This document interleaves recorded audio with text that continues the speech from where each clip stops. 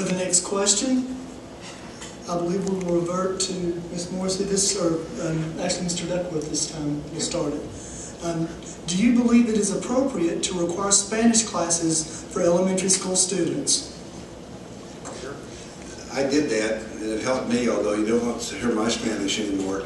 I like the idea of that. It's very important that we as a board set three stratospheres of goals. Must do, important to do, good to do.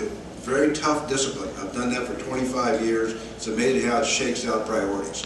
And I'm not sure I'd categorize elementary school Spanish as a must-do. It's important to do.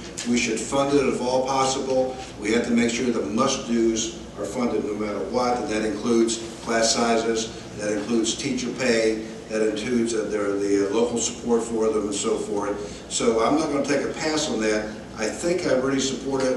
I would put it secondary to class size, teacher quality, and other core programs, and major extracurricular activities too. I'm about a whole person. I played football. My children were heavy in the extracurriculars and got them into school, and I want to make sure we support that also. As a parent, I must say I was very disappointed when the school system had to cut the foreign language program out of our elementary schools. I understand what was going on in the funding, and I support their decision at the time. My kindergartner was learning Spanish and started the first few weeks and was very excited about it. At the same time, my sixth grader for the first time was doing Spanish instead of French, which again I was very excited about. They came home and they really enjoyed comparing and seeing the things they could do and who could count the farthest. And I thought that was great. However, as the weeks went on, there was no more Spanish going on. I think the problem is the program that we had in the schools over the years had been cut back so much that they were down to doing it in the elementary level for 1 hour a day, 1 day a week. So the problem is they weren't getting enough of it and getting a good quality education. So the problem is it was not effective and it was not a good use of our tax dollars in my opinion.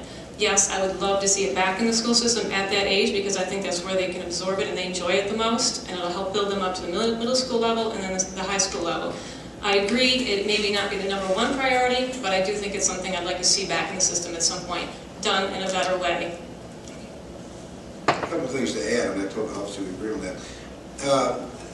Well, we don't want the liberalism of the planet to affect us. We need to stay unique. We need to stay exceptional. We need to lead the world. I do believe it's going to become more and more global. I've lived in Europe.